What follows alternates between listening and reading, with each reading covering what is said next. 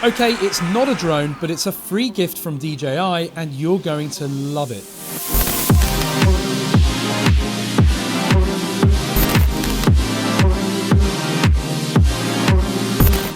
So yes, a free gift has arrived from DJI, but it's unlikely to be a Mavic 2. Probably because I said don't buy one yet. But it's an Osmo Mobile 2. Now this is a product that's going to probably appeal to pretty much anybody that has a drone, and there's a good reason why. Most drone videos that you see online are a combination of drone footage and also ground-based footage. Now the GoPro Karma drone offered a portable gimbal style attachment that detached from the front of the drone, allowing you to take stabilized footage via the same camera on the ground. Well, this doesn't let you use your drone camera, at least not yet, but it lets you put your mobile phone into it, and then you can use the 4K capability of most phones these days to capture silky smooth footage. But it does even more than that. Let's have a look. So you get its very own carry case. It's one of those kind of very solidly compressed foam carry cases, but certainly sturdy enough to transport. So that's really good. And inside, ooh, there it is.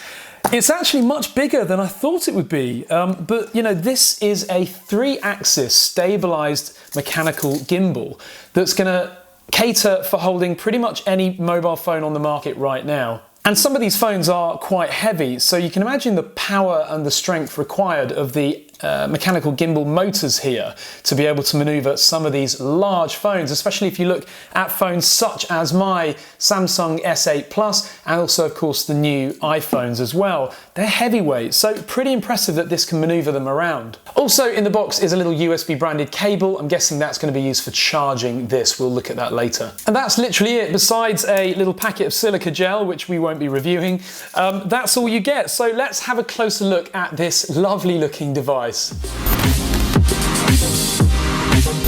now for a closer look at the actual device itself. It is bigger than I thought it would be, but that's good because it gives you a good stable platform. The top part here obviously is where your mobile phone actually fits in. So based on that, this part expands out to take the width of the phone, and then also you've got this little dial on the rear which locks and unlocks this part. So you can film landscape and portrait. By undoing that, you can rotate this end phone holder around. So that's quite useful. There's also another adjustment point here just behind the main rotation point.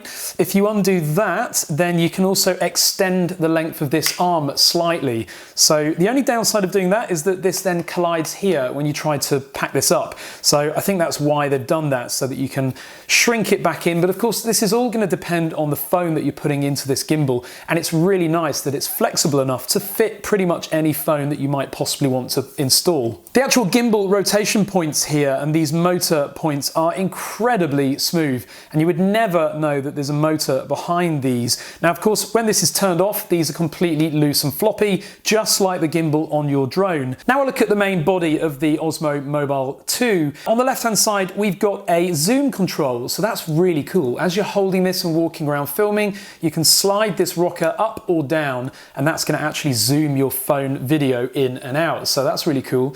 Then on the main front, we've got a power button, and then there's this lovely little flat joystick which you can slide around. And then also there's of course a record button which also doubles as a photo button. Then there's those kind of distinctive DJI lights, the 4 of them, which are probably going to be our battery status, also of course the way that we turn it on, so an indication of whether it's turned on or not. At the moment this has arrived absolutely dead, a bit like the Mavic batteries actually, where sometimes you just need to plug them into a power supply and that kind of turns them out of storage mode or travel mode. On the right hand side there's then a micro USB port. That is going to be for charging this actual unit itself, because then on the rear of the device, just behind this little rubber flap, is a full size USB port as well. Then finally on the bottom of the Osmo Mobile 2 is a feature that I really like, so simple but useful, a tripod mount. So you can get a regular conventional tripod and mount the Osmo Mobile 2 on top of it, and then you can do some really cool things with this, such as motion time lapses where you sit the device on that tripod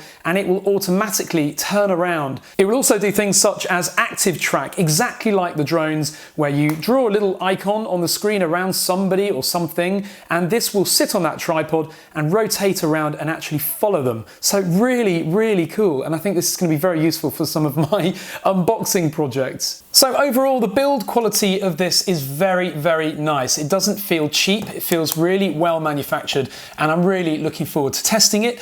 The price of this is also surprising. It's only £130 or about 140 US dollars. So considering what you're getting here, a 3-axis mechanical gimbal, that's pretty cheap. And of course, this is going to allow you to capture some really nice ground footage to really complement that aerial footage that you're capturing with your drone. Now, considering that this isn't an old device, I am surprised to not see a USB-C connector on there instead of that micro USB, but I guess it was too late in the manufacturing stage, and also these are very common still and will be for a long time. The other interesting point about this is that the battery is inbuilt. Now, it is rechargeable, but it's not user replaceable. I'm sure it is. Someone out there probably has changed it. However, you do get around 15 hours off a single charge. Now, that's a lot of videoing. It's got an inbuilt 9600 milliamp battery, so that is quite substantial and much better than the original Osmo Mobile, which only provided 5 hours. So maybe not a big issue after all. Anyway, let's get this thing charged up, powered up, and then let's see how it performs. The first step is to get it charged. Now, it doesn't come with a charger, and so just use any phone charger, but ensure that it outputs at least 2 amps. Otherwise, the Osmo just won't charge. Overall, it took just over an hour to fully charge it up. So with the Osmo Mobile all charged up and ready, it's time to install our phone. So I'm using the Samsung S8 Plus, which is a really big phone, but it's got great video quality, so it's the one I'm going to be using. So you simply slide these apart, they're spring-loaded. You want to make sure that the bottom of the phone, in other words where your plugs etc. are located, slots into the little bit here, this little rubber grommet, and that helps to keep the phone nice and well supported. So that's now installed like that. Next is the balance. Now, this is my only gripe with the Osmo Mobile 2. You have to kind of rebalance it every single time you use it. First of all, balancing this axis. So you see that when I let go of the phone, it naturally wants to swivel around that way. So we need to move the phone this way. So you do that by unlocking this bit here, by screwing it like that, and then you basically move the whole phone bit across. So let's see if it now balances. Yep, it's staying wherever I set it, so that's perfect. So I can tighten that back up now. You do have to do that every time. I mean, it only takes a few seconds, but it's just an extra step. The next axis to balance is this one, and you can see at the moment the phone is naturally flopping to the right. And this is where the extendable arm comes in. So just like the other little adjuster, we need to unlock this one here, and then once we've unlocked that, we can pull out this arm and push it in as well. So I basically need to pull that out until the phone balances perfectly, and I think we are now there. Yep, it should basically always return to the central balanced point when you let go. So you can see we are there now. That's perfect. So I'm going to tighten that one back up, and that's now done. Now, that might have looked like a bit of a lengthy process, but honestly, in the real world, it takes a matter of seconds, and once you're used to it, you do it without even thinking. So we don't actually have to have the app installed on the phone in order to get the balancing function of this working. It's best to use it with the proper DJI app because it's got all of the additional features. But if you simply want to get shooting quickly, you can now turn on the Osmo Mobile 2 by pressing and holding the power button. And there you go, woohoo, we're already balancing. So you can see I can now move it around, it's keeping the phone in perfect orientation. But as I said, you want to install the app because you get loads of extra features. Now obviously for this review, we are going to be using the app. And so the first thing I'm going to do is enable Bluetooth on my phone. I'm then going to fire up the app, which is called DJI Go. And once that starts up, you'll see that we're taken into the setup. But it actually then very quickly detects that you've got the Osmo connected, and immediately, as you can see, it goes up into the app. Let's take a closer look at the features of this app now. So first of all, in the app, top left, you can see we've got the button for switching between camera mode and photo mode, very self-explanatory. When you're in each of these modes, you've got a number of sub-settings below that. You can see here, we've got single, pano, long exposure, etc. So lots of different photo options there. If we switch to video, you can see that we've got different video options. So auto, time lapse, hyperlapse, and motion time lapse. So the button below that is then our shutter button. That's quite self-explanatory. Obviously that allows us to take a photo or to start and stop recording. The button below that is to switch camera. Now obviously most mobile phones have a front-facing camera, and so we can switch to that too. Hello. And then below that is a play button so that we can view all of the stuff that we've captured. Just to the right of that is a button which allows you to toggle between two different modes. One of them is active track, which we'll go into. The other is to fix the white balance and the exposure, and we'll test that later as well. Then looking at the right hand side of the screen, the home button takes you back to the original DJI home screen. Below that we've got camera settings. Now if you're on video mode, you're going to get video settings. Camera mode, obviously you'll get camera settings. The resolution of the app does now support 4K. It didn't when it was first released, so that will be very popular with people. We've also got other features in there like beautify, white balance, flash and grid. And then finally below that we've got a button controlling the gimbal. So if you press scene mode, you've got some different options there such as walk and run. Clearly sport is going to cater for more erratic movements than walking mode does. Then there's pitch lock, which allows you to basically stop the gimbal from following your hand up and down as you tilt the gimbal. That could be quite useful actually. And then below that we've got settings, which gives you various ways to configure the system, including live streaming. So anyway, let's get started now with testing out this gimbal. We're going to start with looking at the difference in stability using the Osmo Mobile 2 compared to shooting video with just the phone. Now just before we start, these videos do take a long time to produce, and if you enjoy them, please smash that subscribe button now, and I promise I'll make loads more videos like this. I travel a lot for work, and so I took my Osmo Mobile 2 with me to the airport whilst in Sweden. It was a great opportunity to test a few things, including the general stability using this gimbal. You can just about see in the reflection that I'm dragging with me a suitcase and a carry bag, yet the footage via my single hand holding the Osmo is pretty smooth. The only comment to make here is that you can see the footage bouncing up and down as I walk. This, I believe, is due to the way in which I'm holding the gimbal upright. Also, because I'm not doing the normal gimbal walk that you would normally do when trying to capture smooth footage. Then, as a real-world comparison test, I recorded a short scene walking through the airport holding the Osmo to show how stable it is.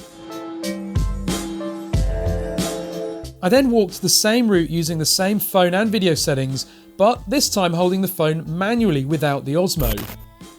This provides a great comparison between the mechanical stabilisation versus just the electronic image stabilisation of the Samsung S8. Throughout this test, in both cases I held the gimbal and the phone as still as I could, whilst also dragging along my suitcase, and I think the results with the gimbal are very impressive. During the walk back, I picked up the pace a bit to see just how they would both cope. Once again, the EIS just can't deliver the same results as the mechanical gimbal of the Osmo. Overall, I was really impressed by just how smooth this footage turned out.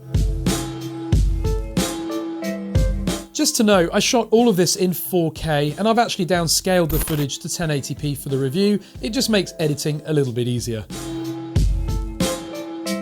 It was then time to compare the video stability whilst walking up some stairs. Same as before, first of all with the Osmo and its mechanical gimbal. Then the same route but with the Samsung S8 and its EIS only, also held by hand.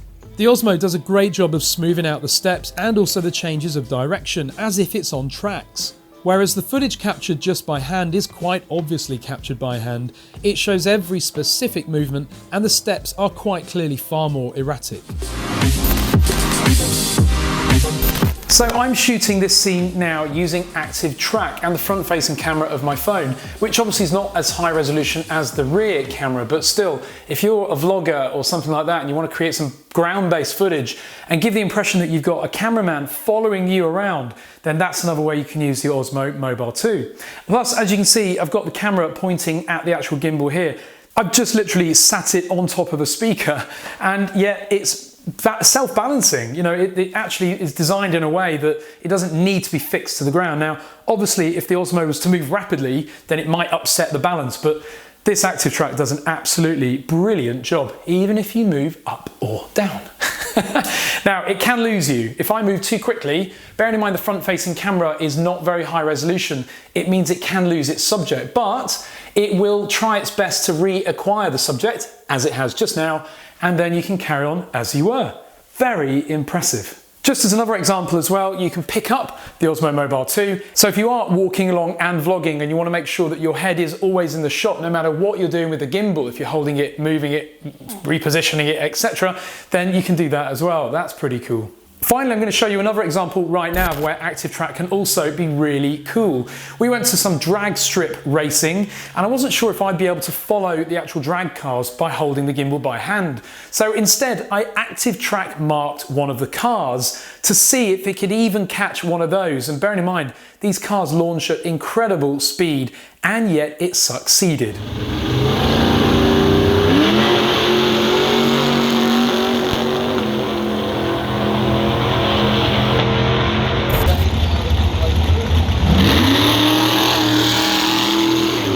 Overall, Active Track works really well on the Osmo Mobile 2, really impressed. You can use it on any object, even a building. If you're doing a hyperlapse and you want to walk around it, for example, then you can use Active Track to make sure that the Osmo stays fixed on exactly the right point. The small slider on the side of the Osmo 2 lets you zoom in and out before and during filming. However, on phones without an optical zoom, it's worth remembering that the zoom function is digital. Therefore, when you zoom in, you will lose some video quality. In this test, despite being fully zoomed in, you can see from the clip just how stable the footage is. And it's when fully zoomed in on a test like this that a gimbal is truly tested.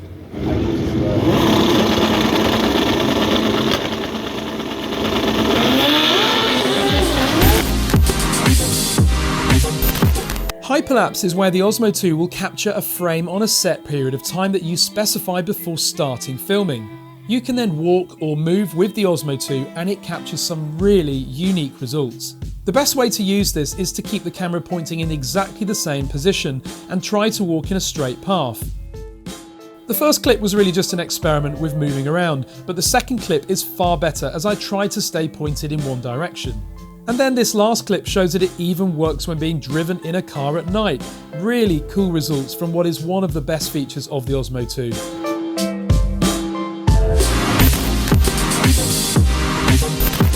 Now, without question, this is my favourite feature of the Osmo Mobile 2.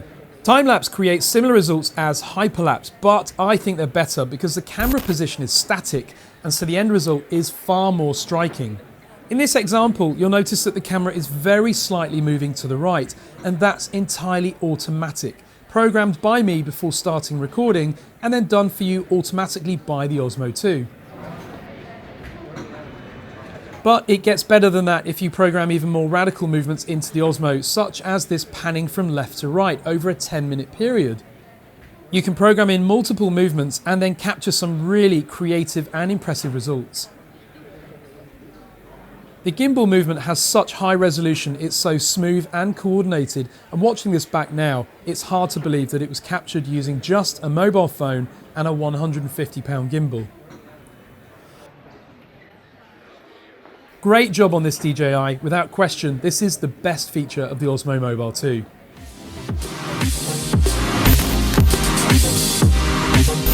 So this is another useful feature of the Osmo. When you first turn on the Osmo, it will follow wherever you point it and smooth out those movements. In other words, if I pan to the left, it will slowly move in that direction as well. However, tap the button marked M once and that enables Viewpoint Lock, whereby the Osmo 2 will always remain fixed pointing at whatever you decide to point it at.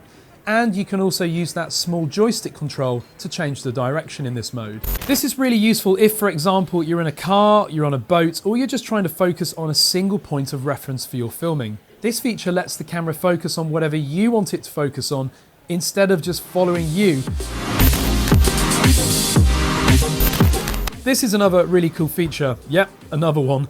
Basically, with a traditional panorama photo captured via phone, you have to rotate yourself and the phone around to capture all of the required shots. However, with the Osmo 2, it does all of the hard work for you. It is quite spooky watching the Osmo 2 rotating your phone around to capture these required shots, and you will get some strange looks. There are a few sub-settings available too. Here's a 180-degree panorama captured completely automatically at the side of the raceway. Then another 180, and by the way, the resolution of these photos is an impressive 5005 by 1337 pixels. And finally, a 360-degree photo which takes longer to capture but produces great results. Blimey, I look terrible in this photo. I had a long week. And just finally, the small joystick on the Osmo allows you to create smooth and controlled automatic panning shots like this. Simply hold the joystick in the direction for the pan and it'll do the rest for you. The joystick is proportional as well and multi-axis, and therefore you can push that joystick in any direction. Well, as you've probably gathered by now, I love the Osmo Mobile 2, and I know that I'll be using it for lots of different purposes from here on. Not only is this device fully featured, nicely manufactured and really impressive, but it's also ridiculously cheap. For the price, I am still shocked that this product has the DJI name on it. No doubt that association will also prompt further evolution of the app to introduce new features as well. For example, 4K wasn't originally available on launch, but it is now. Drone footage is always complemented nicely by ground-based footage as well. They make a great combination with drones, especially if you want to incorporate motion time-lapse and professional-looking stabilized shots into your creative videos. Links to the Osmo Mobile 2 are in the video description. Give them a click and take a look. Also, comment below with your thoughts and give the video a thumbs up. And if you're not already a subscriber, hit that button now, because DJI will possibly then consider sending me more products for review for you guys.